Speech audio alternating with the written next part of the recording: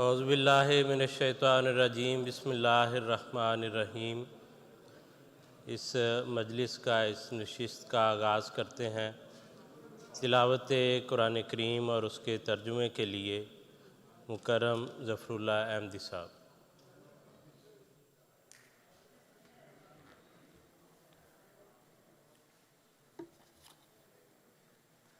السلام علیکم۔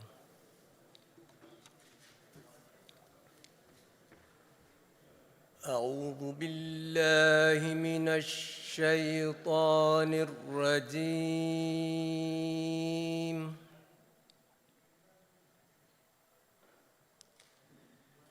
بسم اللہ الرحمن الرحیم۔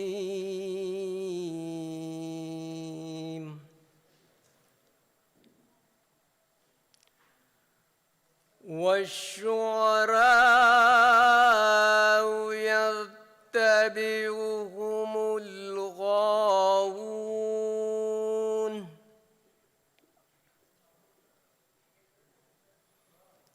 ألم تر أنهم في كل واد يهيمون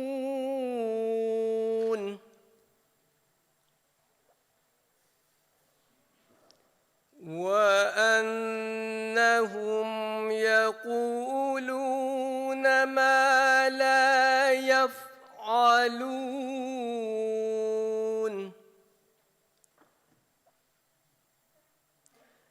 إلا الذين آمنوا وعملوا الصالحات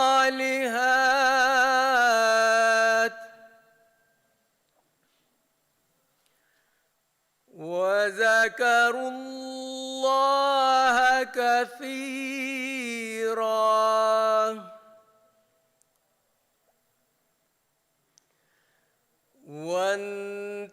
وانتصروا من بعد ما ظلموا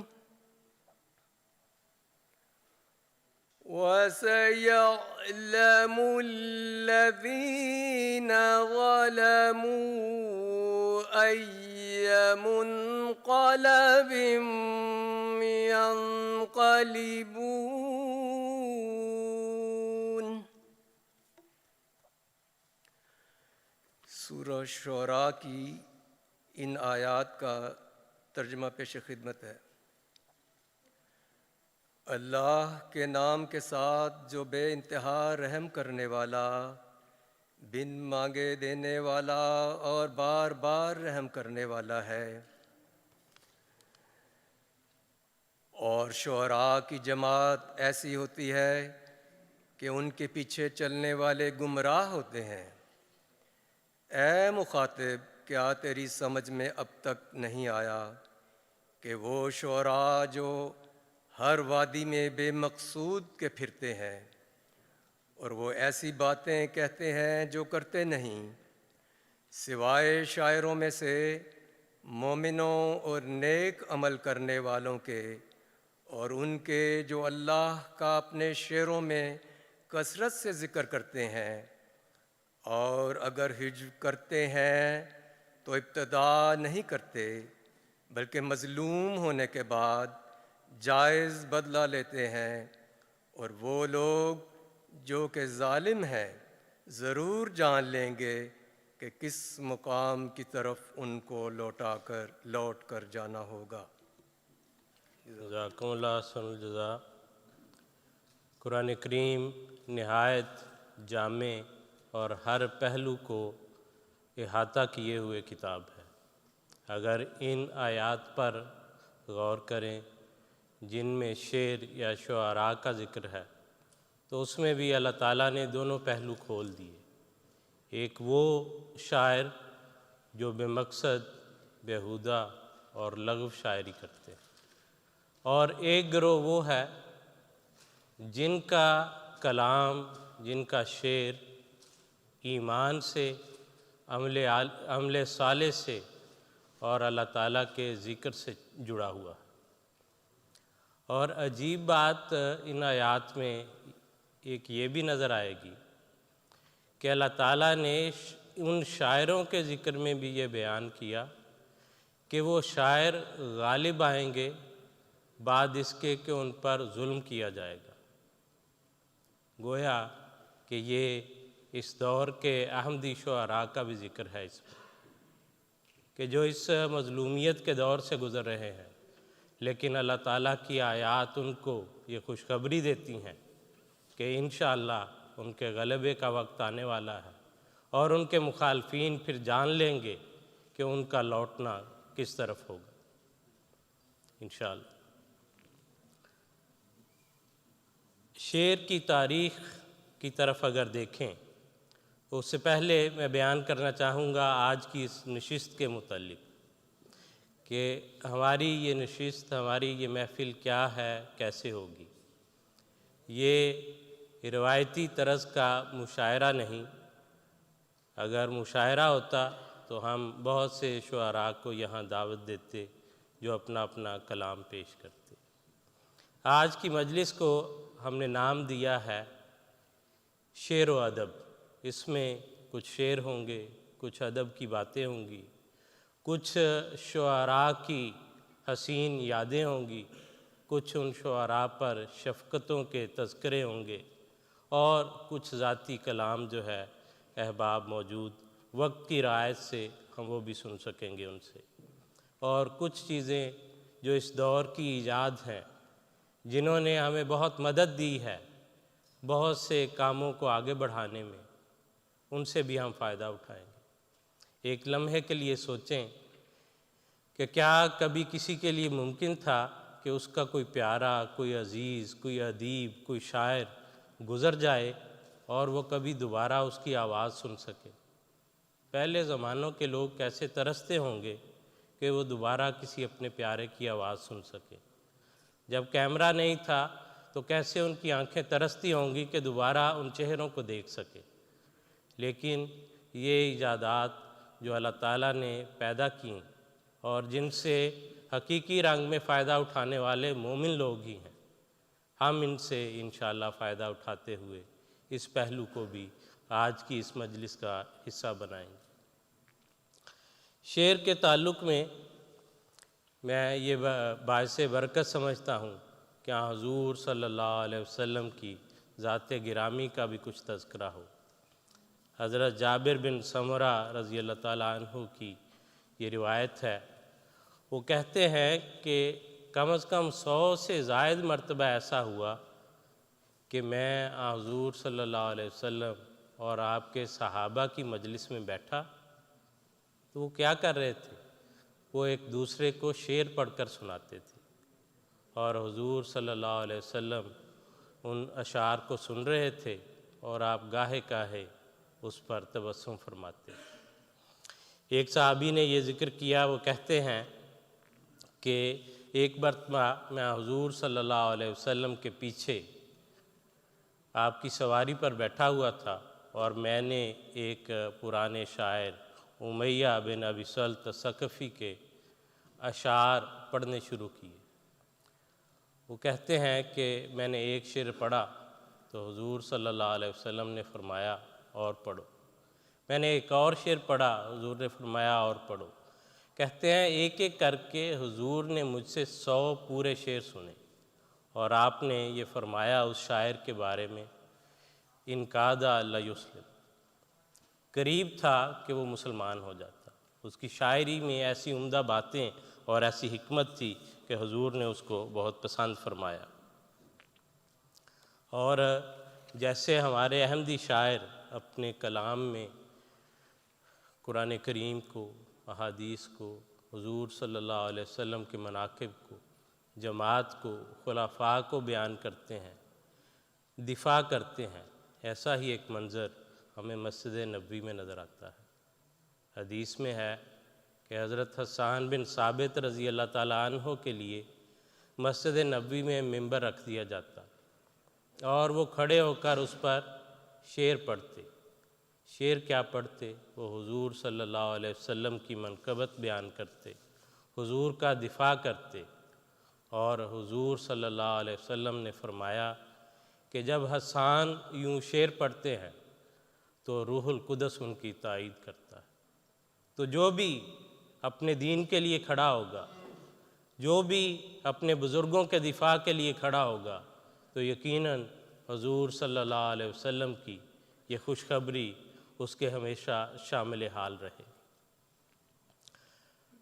اس دور میں حضور صلی اللہ علیہ وسلم کے عاشق صادق امام مہدی علیہ السلام، آپ نے بھی جہاں نثر میں بہت لکھا، وہاں آپ نے نظم کو بھی یہ شرف بخشا اور اس کو اس دور کی نئی رفتوں پر لے کر گئے۔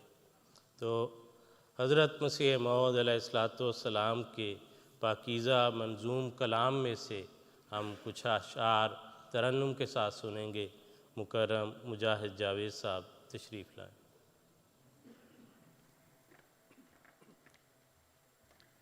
السلام علیکم۔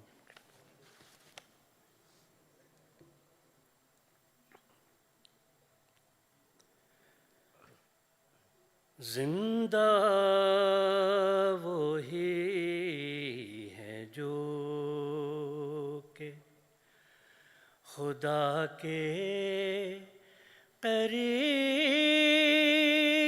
ہیں،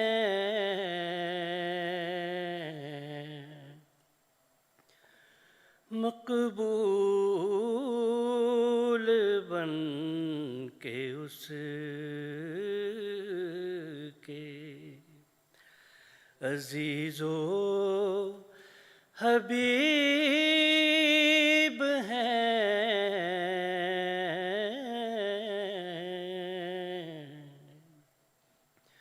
زندہ وہی ہیں جو کہ وہ دور ہیں خدا سے جو تقویٰ سے دور ہیں، وہ دور ہیں خدا سے جو تقویٰ سے دور ہیں،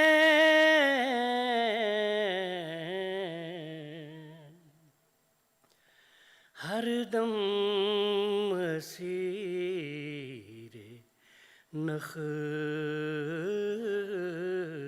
و کبر و غرور ہیں،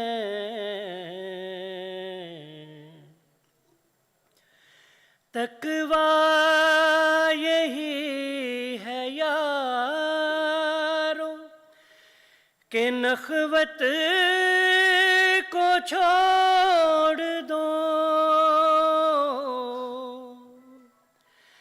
تقویٰ یہی ہے یارو کہ نخوت کو چھوڑ دو،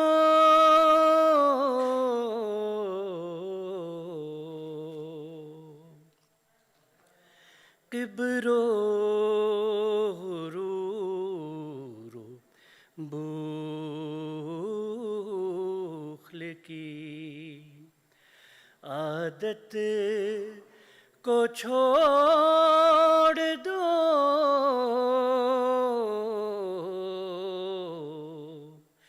کبر و غرور و بخل کی عادت کو چھوڑ دو،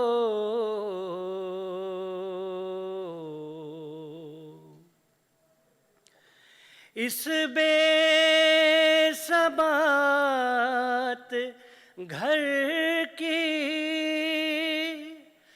محبت کو چھوڑ دو، اس بے ثبات گھر کی محبت کو چھوڑ دو،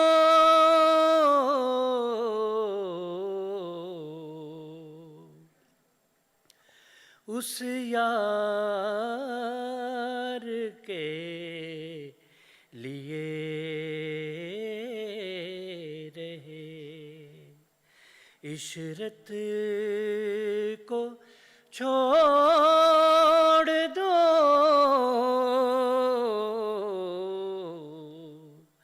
اس یار کے لیے رہے، عشرت کو چھوڑ دو، زندہ وہی ہیں جو کہ جزاکم اللہ مجاہد صاحب، بہت شکریہ۔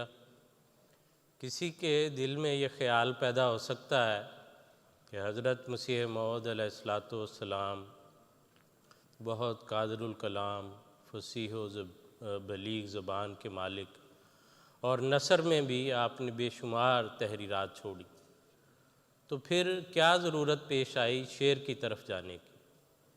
اس میں کوئی شک نہیں، حضرت مسیح موعود علیہ السلام شاعر نہیں تھے، بالکل بھی شاعر نہیں تھے، ان کا مقام الگ اور اپنا مقام ہے۔ تو شاعری کی ضرورت کیوں پیش آئی؟ حضور نے یوں کیوں لکھا؟ وجہ یہ ہے کہ انسانی طبائع مختلف ہوتی ہیں، کسی طبیعت پر نثر زیادہ اثر کرتی ہے اور کسی پر موزوں، مقفع، مسجع کلام شعر کی صورت میں وہ زیادہ اثر کرتا ہے، اور حضور کا مقصد تو پیغام کو پہنچا دینا تھا، اور حضور نے خود اپنے ایک شعر میں اس کی وضاحت بھی فرما دی۔ حضور نے فرمایا کہ کچھ شعر و شاعری سے اپنا نہیں تعلق، اس ڈھب سے کوئی سمجھے بس مدعا یہی ہے۔ لیکن اگر شعر کے میدان میں بھی غور کریں، حضرت مسیح موعود علیہ السلام کا کلام شعری اعتبار سے بھی ان بلندیوں کو چھوتا ہے جس کی مثال ملنا ممکن نہیں۔ حضور کا ایک شعر صرف تصور کر کے دیکھیں کہ حضور نے جو اس میں تشبیہ اور استعارہ جو استعمال فرمایا، حضور فرماتے ہیں کہ چشم مستے ہر حسین ہر دم دکھاتی ہے تجھے، ہاتھ ہے تیری طرف ہر گیسوئے خمدار کا۔ تو یوں ظاہری چیزوں کی خوبصورتی سے لے کے اور ان کو یوں موڑ کر اللہ تعالیٰ کی طرف لے جانا، یہ مضمون کسی نے کم ہی باندھا ہو۔ میرے ساتھ تشریف رکھتے ہیں دائیں طرف برادر مکرم محمد طاہر ندیم صاحب، مربی سلسلہ، آپ عربی ڈیسک مرکزیہ جو ہے اس میں کام کرتے ہیں، شعر و ادب کو بڑی اچھی طرح سمجھتے ہیں، خود بھی آپ شعر کہتے ہیں۔ میری بائیں طرف برادر مکرم میر انجم پرویز صاحب تشریف رکھتے ہیں، مربی سلسلہ، آپ بھی عربک ڈیسک مرکزیہ جو ہے اس میں خدمت کی توفیق پا رہے ہیں۔ آپ کا بھی شعر و ادب سے بہت گہرا تعلق ہے، بڑا شغف رکھتے ہیں اور خود بھی شعر کہتے ہیں۔ آگے چل کے ہم ان احباب سے ان کا کلام بھی سنیں گے۔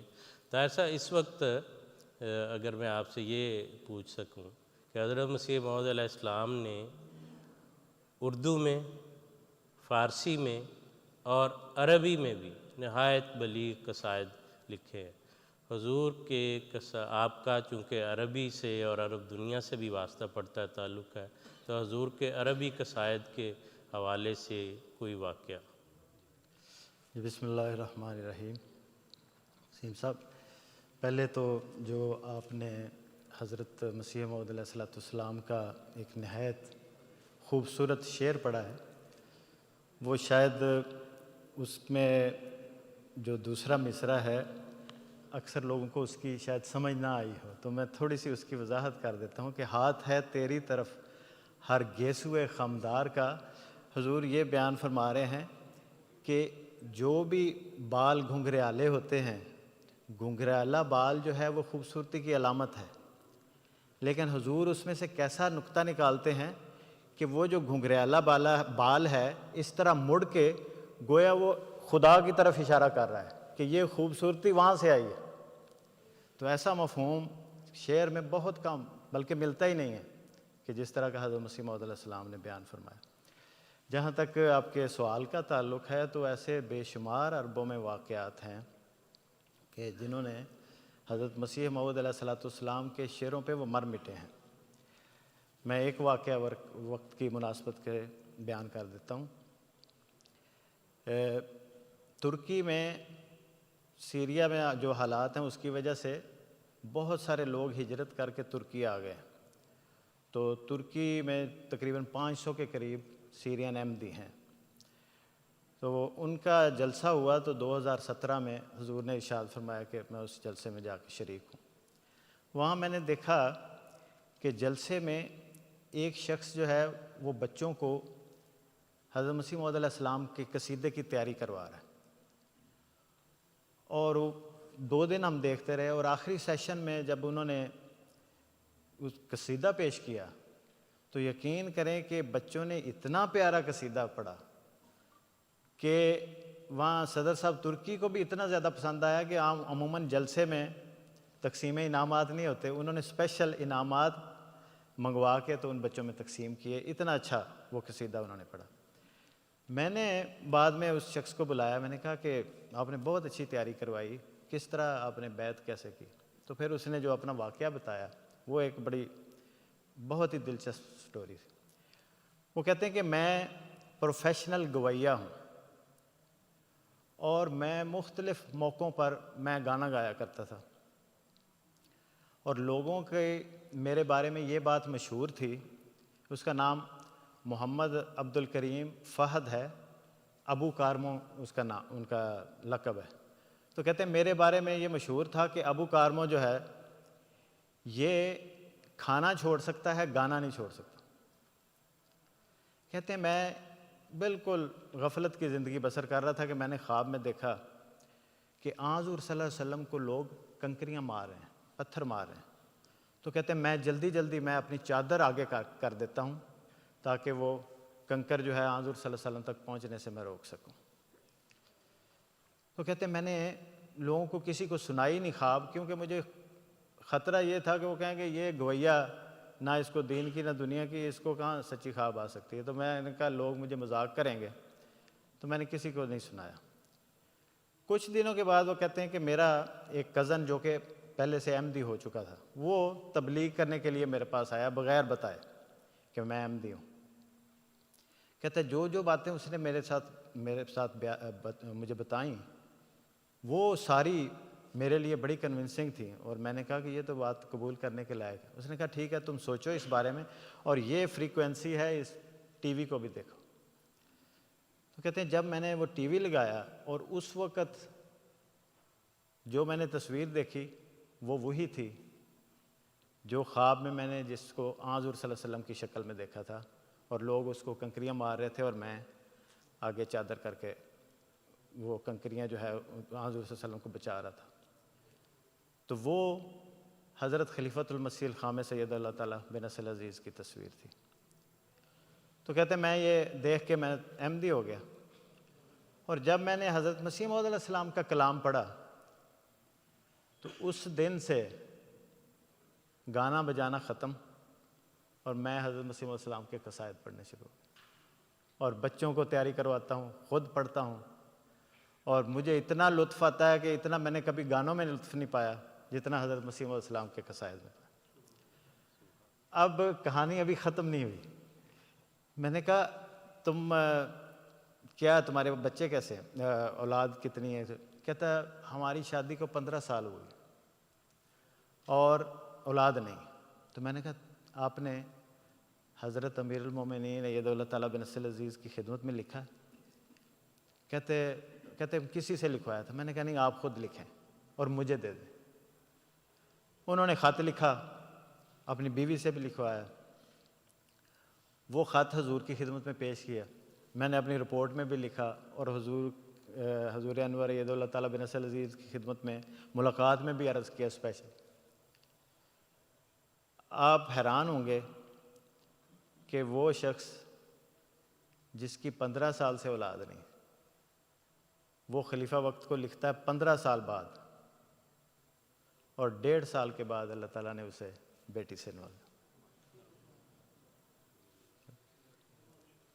جزاکم اللہ طاہر صاحب. بلا شبہ یہ وہ روحیں ہیں جن کی خبر حضرت مسیح موعود علیہ السلام کو دی گئی تھی کہ یدعون لکا صلحاء العرب و ابدال الشام، کہ عرب کے صالح لوگ تیرے لیے دعا کریں گے اور ابدال الشام جو ہیں وہ تیرے لیے دعائیں کریں گے. بلا شبہ یہ وہ روحیں ہیں. آگے چلیں تو ایک ایسا نام جو خلفاء کی صف میں بھی ایک بہت معتبر نام ہے. حضور نے خود اپنے متعلق فرمایا کہ میں صرف خلیفہ نہیں، موعود خلیفہ. میں عرض کر رہا ہوں حضرت مسلمہ اور رضی اللہ تعالیٰ عنہ کے متعلق. اور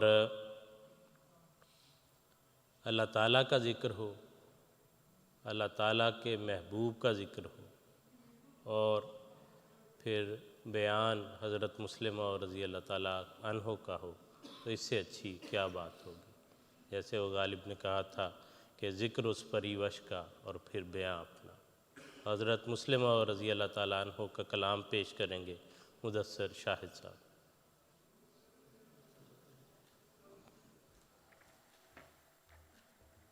السلام علیکم.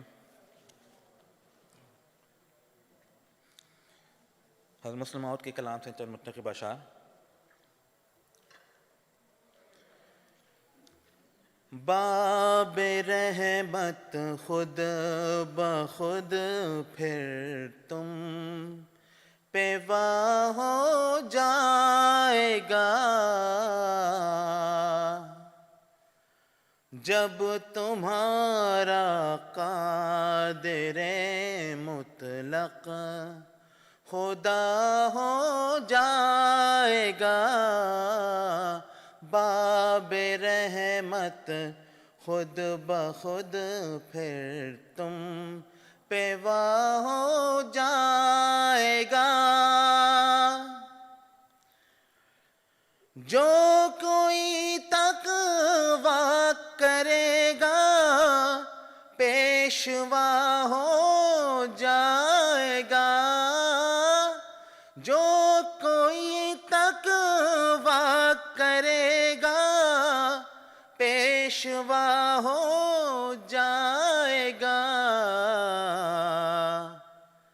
قبلہ رخ ہوتے ہوئے قبلہ نما ہو جائے گا. قبلہ رخ ہوتے ہوئے قبلہ نما ہو جائے گا. دیکھ لینا ایک دن خواہش برائے گی میری. دیکھ لینا ایک دن خواہش برائے گی میری. میرا ہر ذرہ محمد پر فدا ہو جائے گا. میرا ہر ذرہ محمد پر فدا ہو جائے گا. جب تمہارا قادر مطلق خدا ہو جائے گا. نقش پا پر جو محمد کے چلے گا ایک دن. نقش پا پر جو محمد کے چلے گا ایک دن.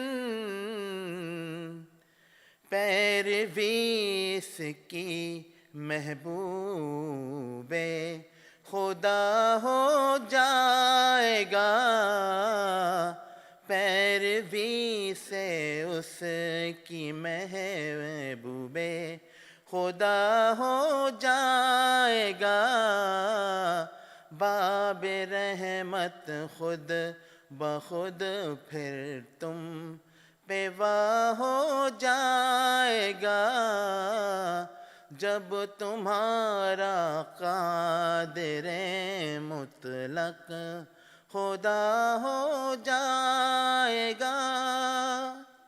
جزاک اللہ۔ جزاکم اللہ مدثر صاحب۔ ایک بات بہت سا یا کئی دوستوں کو ہو سکتا ہے اس کا علم نہ ہو، ہمارے موجودہ امام حضرت خلیفۃ المسیح الخامس ایدہ اللہ تعالیٰ بنصر العزیز، حضور کو آپ نے شعر عام طور پر پڑھتے شاید کم دیکھا ہوگا، لیکن حقیقت یہ ہے کہ شعر کا بہت گہرا فہم اور ادراک، اور بہت سے شعر یاد حضرت صاحب کو ہیں، اور موقع محل اور مضمون کے مطابق حضرت صاحب بہت جو ہے مناسب شعر وہ بیان فرماتے ہیں۔ اس کا تجربہ مجھے بعض دفعہ ہوا، یہ دیکھا کہ جب حضور بعض دفعہ جامعہ تشریف لائے اور جامعہ کے طلباء کے ساتھ نشست تھی، تو حضور نے وہاں بیٹھے بیٹھے در سمین کو یا کلام محمود کو یوں کھولا، اور کوئی نظم جو عام طور پر اتنی معروف نہیں تھی، لیکن حضور نے خود اس کے اشعار منتخب کر کے دیے بعض طلباء کو جو نظمیں پڑھنے والے تھے، اور ان کو کہا کہ ابھی اس کی طرز بناؤ اور یہ نظم پڑھ کے سناؤ۔ اور جب وہ شعر ہم نے سنے تو ہمیں خود اپنے آپ پر حیرت ہوئی کہ اتنا عمدہ کلام، اور آج تک ہماری توجہ اس طرف نہیں ہوئی۔ پھر ایک کلاس، یہ بھی ایک تاریخی چیز ہے کہ جامعہ کے بچے یا طلباء جو مربی بن گئے، وہ گزشتہ سال جامعہ سے فارغ ہو کے اسلام آباد چلے گئے۔ ان کی خوش قسمتی دیکھیے کہ ان کو حضرت صاحب نے خود روزانہ پڑھانا شروع کر دیا، اور اس کلاس کے متعلق یہ علم میں آیا کہ حضور پڑھاتے ہوئے کئی موقع پر جو ہے مضمون کے عین مطابق خود شعر بیان کرتے ہیں، پھر کلاس میں موجود طلباء سے پوچھتے ہیں، ان کو یاد نہیں آتا تو حضور ان کو کوئی اشارہ دیتے ہیں، اور اس طرح ان کو ساتھ لے کے چلتے ہیں۔ اور حضرت صاحب کا شعر سے یہ تعلق اور یہ فہم اور یہ ادراک بہت پرانا ہے۔ اس کا کچھ احساس مجھے اس وقت ہوا جب حضور نے اپنی والدہ ماجدہ رحمۃ اللہ علیہ کی وفات پر خطبہ دیا، اور ان کا ذکر خیر فرماتے حضور نے بیان کیا کہ ہماری امی کی عادت تھی کہ وہ فضول باتوں میں اپنا وقت ضائع نہیں کرتی تھی۔ مثلاً کوئی لمبا سفر تھا، غالباً راولپنڈی یا مری وغیرہ کا، تو اس میں سفر کرتے ہوئے جب گاڑی میں جا رہی تھیں، ساتھ اور لجنات بھی تھیں، تو حضرت بی بی صاحبہ نے یہ فرمایا کہ بجائے اس کے کہ ہم اور باتوں میں اپنا وقت جو ہے ضائع کریں، آؤ ہم 2 ٹیمیں بن جاتی ہیں اور بیت بازی کا مقابلہ کرتے ہیں۔ حضرت صاحب کے والد ماجد حضرت میاں منصور احمد صاحب رحمۃ اللہ علیہ کو بھی بہت شعر یاد تھے، تو جس گھر میں بچپن سے حضور نے اپنی والدہ کو، اپنے والد کو بھی سنا ہو، دیکھا ہو، تو یہ طبی بات ہے کہ بچپن سے وہ چیزیں آپ کے مشاہدے کا، آپ کی پریکٹس کا وہ حصہ تھیں۔ لیکن حضور کی طبیعت میں جیسے اور بہت سے پہلوؤں میں حجاب ہے، تو غالباً اس وجہ سے حضور بالعموم اس کا تذکرہ نہیں کرتے۔ حضرت مسیح موعود علیہ الصلوۃ والسلام نے تشریف لا کر ہر قسم کے علم کو آگے بڑھایا، اور حضور نے فرمایا کہ میرے فرقے کے لوگ علم و معرفت میں کمال حاصل کریں، اور علم کی ہر شاخ میں اللہ تعالیٰ نے آپ کے ماننے والوں کو خوب نوازا۔ جماعت کے اندر بہت سے نام ہیں، بہت سے بلند پایہ شاعر ہیں، ان کے نام گننے کے لیے بھی ہمیں لمبا وقت جو ہے درکار ہوگا۔ بہت بڑے بڑے بزرگان ہیں، نیشنل سطح کے، انٹرنیشنل سطح کے جو نام ہیں، عبید اللہ علیم صاحب، رشید کیسرانی صاحب، صابر ظفر صاحب، چودھری محمد علی صاحب، ثاقب زیروی صاحب، بہت سے نام ہیں۔ ابھی ہم نے آج کی نشست کے لیے ایک آڈیو کلپ جو ہے وہ سلیکٹ کیا ہے، جو حضرت چودھری محمد علی صاحب کے کلام پر مشتمل ہے، لیکن اس سے پہلے میں چاہوں گا کہ برادر مکرم میر انجم صاحب سے ہم کچھ حضرت چودھری محمد علی صاحب کے متعلق کچھ سنیں، کیونکہ آپ کو حضرت چودھری صاحب کے ساتھ تقریباً 2.5 سال ہر روز بہت لمبے اوقات کے لیے آپ ان کے پاس حاضر ہوتے، اور حضرت چودھری صاحب کا یہ جو مجموعہ ہے، یہ اشکوں کے چراغ کے نام سے آپ کا جو مجموعہ ہے، کلیات ہے، وہ مرتب کرنے کے لیے آپ کو خدمت کی توفیق ملی۔ تو مرزا حضرت چودھری صاحب کے متعلق اگر آپ وقت کی رعایت سے کچھ بیان کر سکیں۔ جزاکم اللہ احسن الجزا۔ محترم چودھری محمد علی صاحب نہ صرف بہت بڑے شاعر ہیں، بلکہ آپ ایک بہت بڑی شخصیت اور جماعت کے بزرگان میں شامل ہیں، اور خاکسار کو یہ شرف حاصل رہا ہے کہ اس کتاب کی ترتیب میں ان کے ساتھ کام کیا، ان سے بہت کچھ سیکھا اور بہت فیض بھی حاصل کیا۔ کئی گھنٹے کی نشست ہوتی تھی اور سارا کلام چودھری صاحب نے اس کی نظر ثانی فرمائی۔ آپ 1917 میں پیدا ہوئے اور زمانہ طالب علمی میں ہی آپ شعر کہا کرتے تھے، اور بہت عمدہ شعر کہتے تھے۔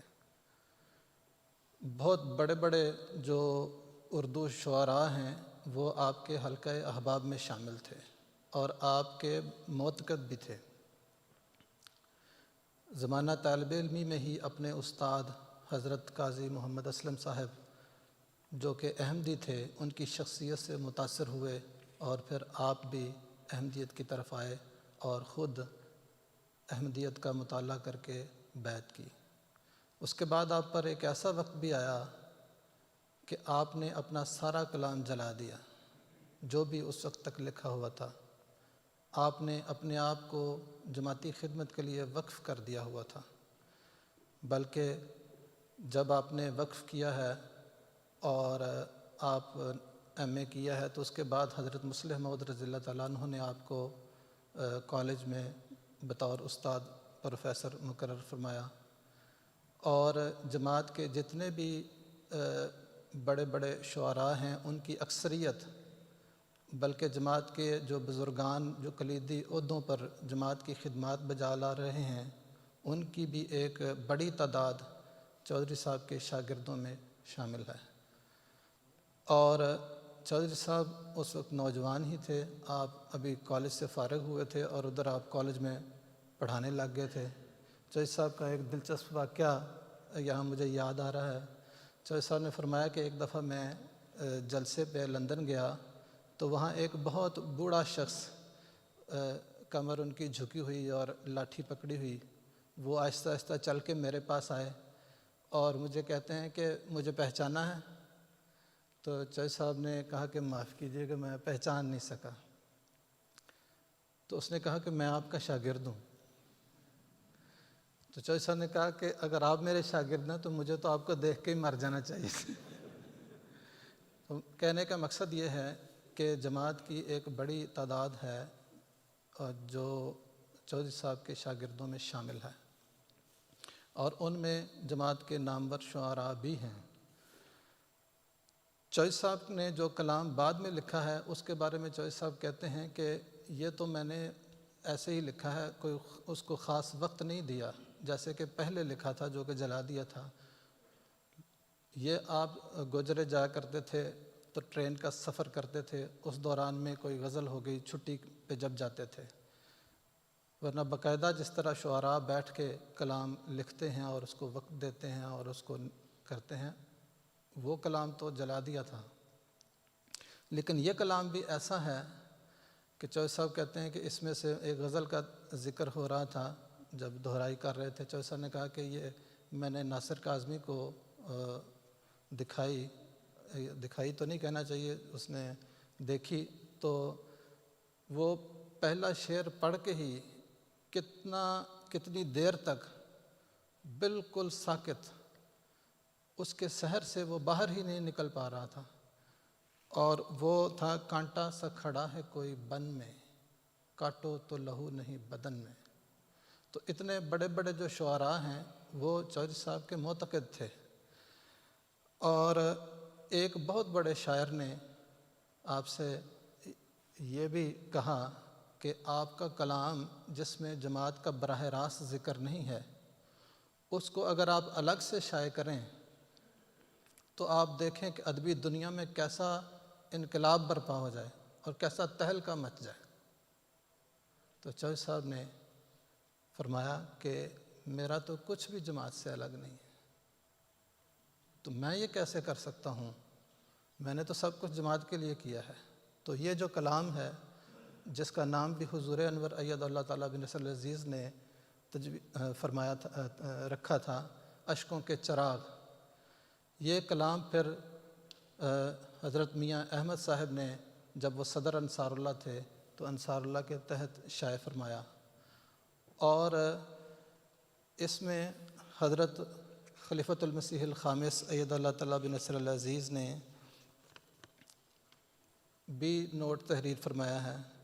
آپ فرماتے ہیں چودھری صاحب کو مخاطب کرتے ہوئے اپنے خط میں، حضور نے فرمایا کہ آپ کے شعروں میں ڈوب کر اپنے اپنے ذوق اور استعداد کے مطابق حکمت اور عرفان کی تلاش ہر پڑھنے سننے والا کرتا ہے۔ پھر آپ نے فرمایا، حضور نے فرمایا چودھری صاحب کو کہ آپ کی شاعری برائے شاعری نہیں ہوتی، بلکہ آپ کا ہر شعر، ہر مصرع، ہر لفظ، ہر شعر، ہر مصرع، ہر لفظ گہرے معنی لیے ہوتا ہے۔ تو یہ حضرت صاحب نے محترم چودھری محمد علی صاحب کے کلام کے بارے میں فرمایا۔ اکثر لوگ صرف چودھری صاحب کو غالباً اس نظم کے حوالے سے جانتے ہیں جو MTA پہ پڑھی جاتی ہے، شرم سی کچھ حجاب سا کچھ ہے۔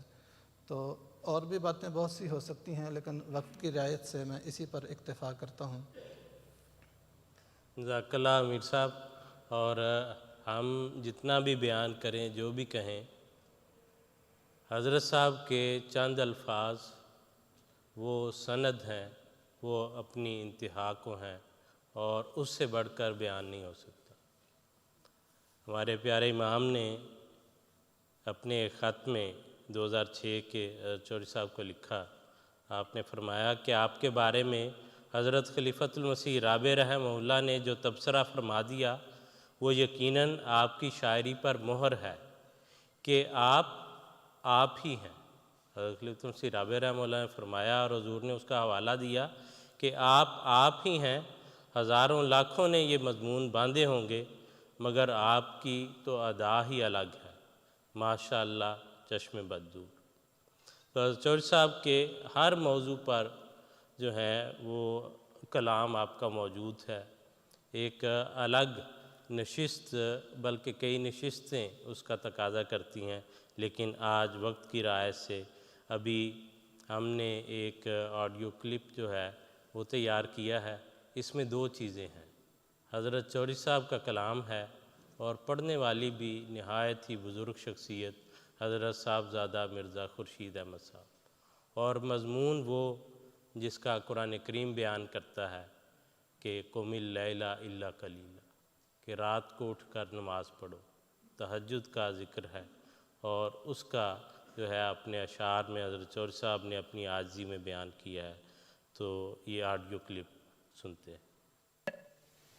جاگ اے شرمسار آدھی رات، اپنی بگڑی سنوار آدھی رات، یہ گھڑی پھر نہ ہاتھ آئے گی، باخبر ہوشیار آدھی رات، ہوش و صبر و قرار کا دامن، ہوش و صبر و قرار کا دامن، ہو گیا تار تار آدھی رات، اشک در اشک جھلملانے لگا میرا قرب و جوار آدھی رات، وہ جو بستا ہے ذرے ذرے میں، وہ جو بستا ہے ذرے ذرے میں، کبھی اس کو پکار آدھی رات، اس کے دربار عام میں جا بیٹھ سب لبادے اتار آدھی رات، دو گھڑی عرض مدعا کر لے، دو گھڑی عرض مدعا کر لے، وقت ہے سازگار آدھی رات،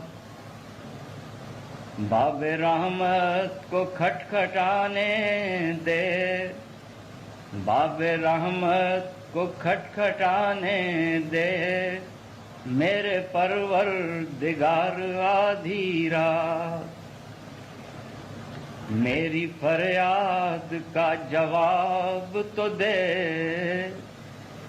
میری فریاد کا جواب تو دے، بول اے کردگار آدھی رات، شدت غم میں کچھ کمی کر دے، اب تو اے غم گسار آدھی رات، بے کسوں کو تیری کریمی کا، بے کسوں کو تیری کریمی کا، آ گیا اعتبار آدھی رات، اپنے داتا کے در پہ آیا ہے، اپنے داتا کے در پہ آیا ہے، ایک امیدوار آدھی رات، کھلتے کھلتے کھلے گا باب قبول،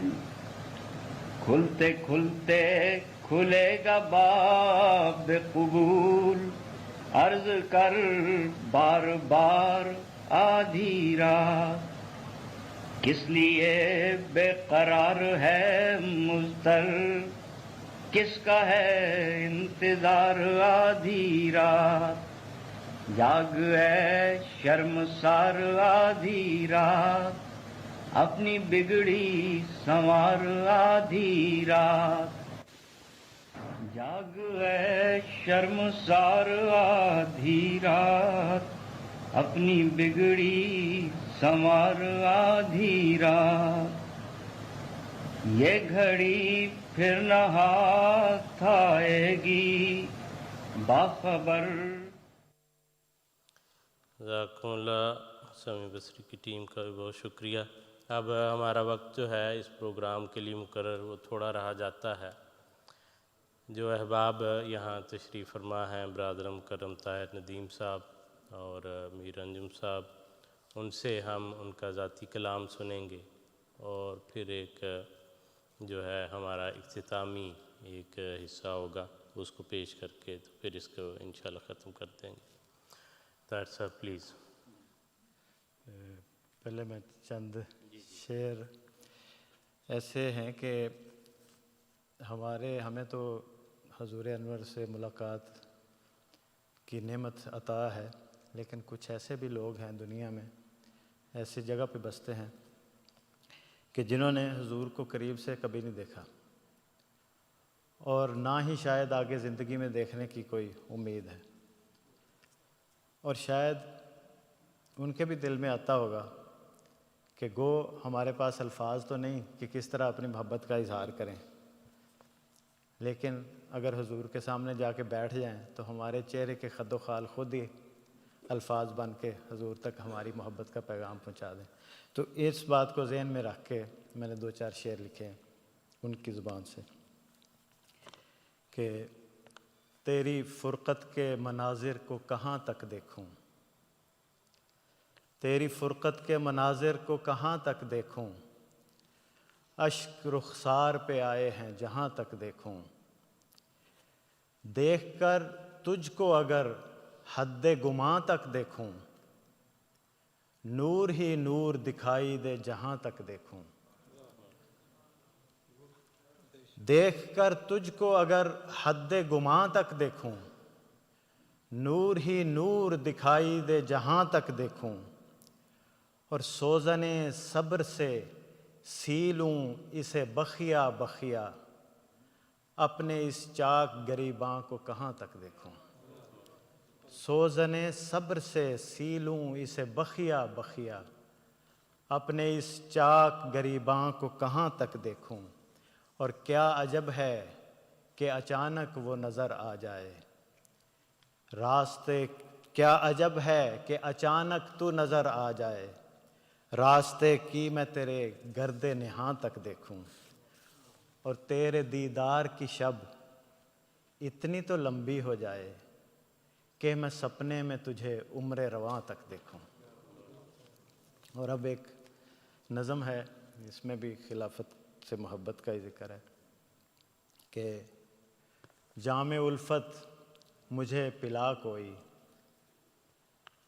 جام الفت مجھے پلا کوئی، کہتا ہے تیرا مبتلا کوئی، تجھ سا ملتا تو چاہتے بھی اسے، ہم کو تجھ سا نہیں ملا کوئی، دیکھ کر تجھ کو دیکھتا ہی رہا، محو حیرت ہے آئینہ کوئی، اور تیری باتوں سے زخم بھرنے لگے، زخم کو درد کو مل گئی دوا کوئی، اور لالا زاروں سے بھر گئی ہے زمین، اب کہ ایسی چلی ہوا کوئی، کتنا کنگال ہو گیا جس کی، کتنا کنگال ہو گیا جس کی آنکھ میں اشک نہ رہا کوئی، اور سنتا ہے اور بولتا ہی نہیں، ایسا ہوگا تیرا خدا کوئی، سنتا ہے اور بولتا ہی نہیں، ہے عجب شیخ کا خدا کوئی۔ اور یہ بھی ایک احساس ہے جو سارے احمدیوں کا ہے کہ زندگی تیرے بن اذیت ہے، زندگی تیرے بن سزا کوئی، سایہ شفقتش بہشت نظیر، سایہ شفقتش بہشت نظیر، ورنہ ہر سو ہے کربلا کوئی، اور صاحباں بن کے ساتھ رہتی ہے میرے محبوب کی دعا کوئی، عصر ظلمات ہے مگر اس میں، عصر ظلمات ہے مگر اس میں، تیرا ہر لفظ ہے دیا کوئی۔ بہت اچھا، بہت خوب، جزاکم اللہ طاہر صاحب۔ اب میں درخواست کرتا ہوں برادر مکرم میر انجم پرویز صاحب سے کہ اپنا ذاتی کلام پیش کریں۔ جزاکم اللہ۔ یہ نظم ہے اور یہ ایک طرح سے حمدیہ کلام ہے، اور اس کا عنوان ہے تلاش۔ اللہ تعالیٰ نے انسان کو پیدا کیا اور اس کے اندر جستجو اور تلاش کا خاصا ودیت فرما دیا، اور اپنے آپ کو ایک رنگ میں مستور فرما لیا، لیکن دوسرے پہلو سے دیکھیں تو ہر چیز میں اپنے آپ کو ظاہر فرما دیا۔ تو یہ پس منظر ہے جس کو ذہن میں رکھتے ہوئے یہ کلام کہا گیا ہے۔ اکیلے بیٹھ کر جب بھی دریچہ فکر کا کھولوں، میں اپنے آپ سے بولوں، صبا خوشبو گلابوں کی چرا لاتی ہے گلشن سے، شعائیں نور کی باطن کے آئینے میں آ پڑتی ہیں روزن سے۔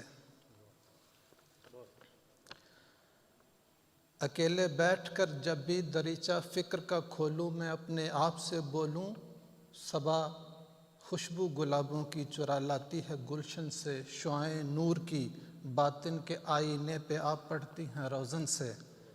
تو اس عالم میں ایک چہرہ حجابوں سے نکل کر دل کے آنگن میں اترتا ہے۔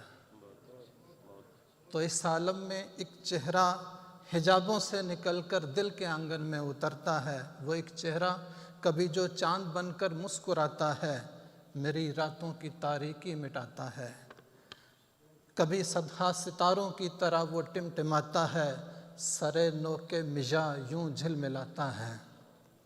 وہ ایک چہرہ کبھی بادل کبھی باراں، کبھی وصلش کبھی ہجراں، کبھی مشکل کبھی آساں، وہ ہر ایک رنگ میں ہر آن، یہاں بھی وہ وہاں بھی وہ اور ان کے درمیاں بھی وہ۔ میں جاتا ہوں جہاں بھی وہ، نہاں بھی وہ عیاں بھی وہ۔ وہی شاعر کے آوارہ خیالوں میں، وہی صحرا کے بے رہ رو غزالوں میں، حسینوں کے حسین شبرنگ بالوں میں، شفق میں سرخی رخسار و لب میں، برف کے ژالوں میں لالوں میں، کمل نینوں چراغوں کی لبوں میں، خوشگلو آواز میں پردرد نالوں میں، سروں میں اور تالوں میں، وہ ایک چہرہ وہی چہرہ اندھیروں اور اجالوں میں۔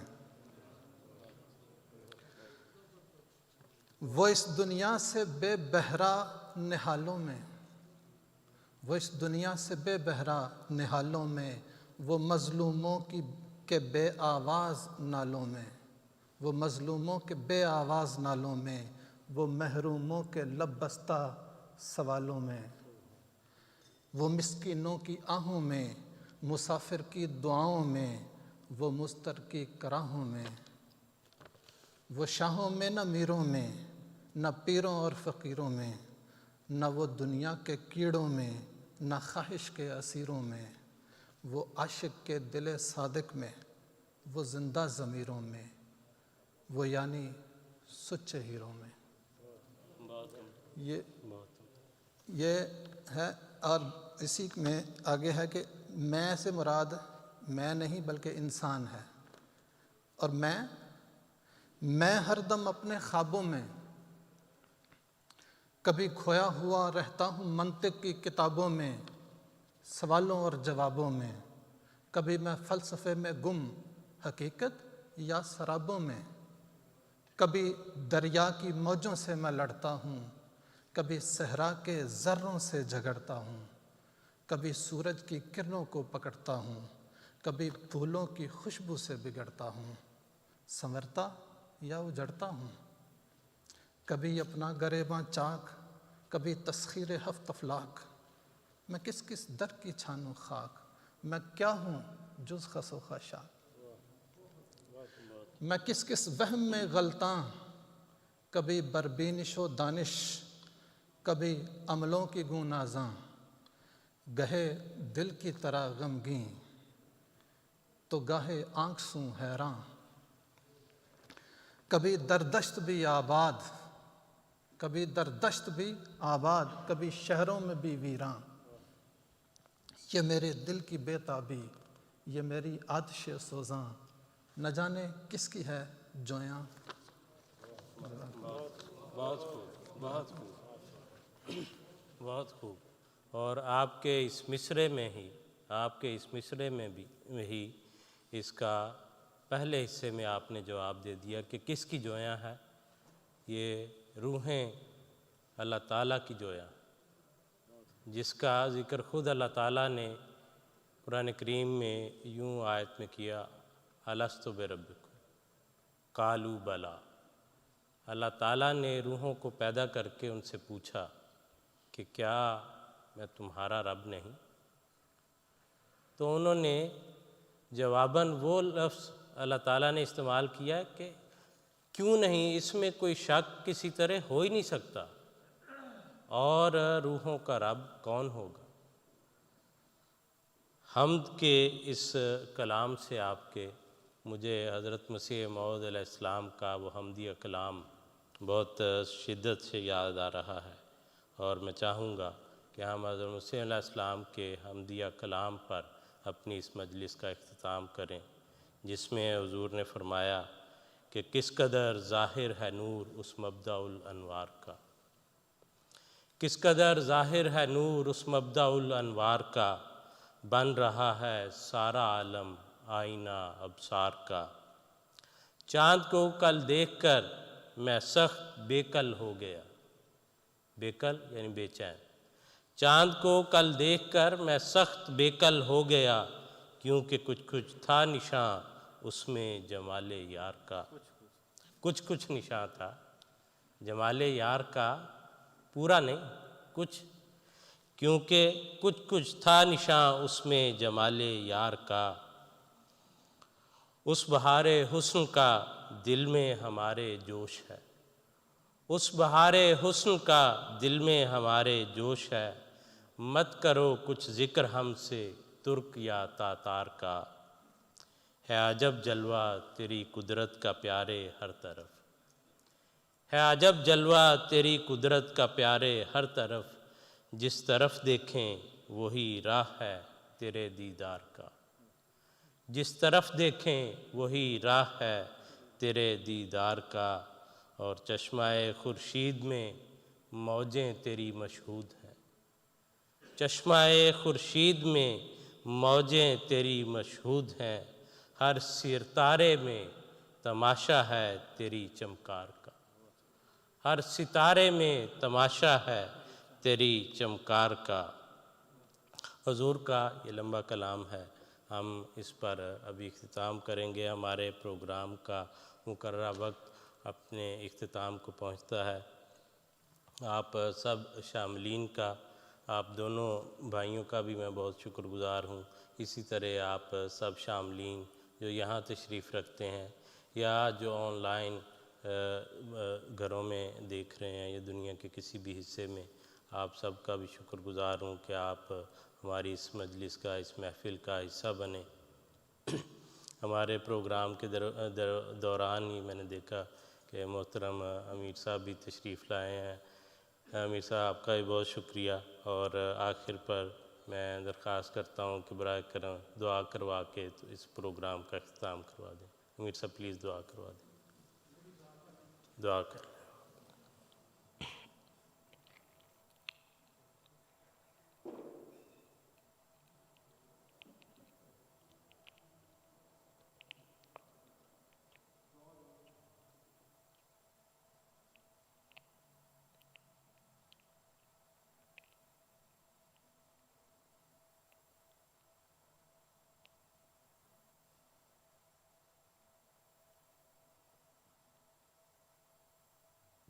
آمین۔ آمین۔ اللہ السلام علیکم ورحمۃ اللہ وبرکاتہ۔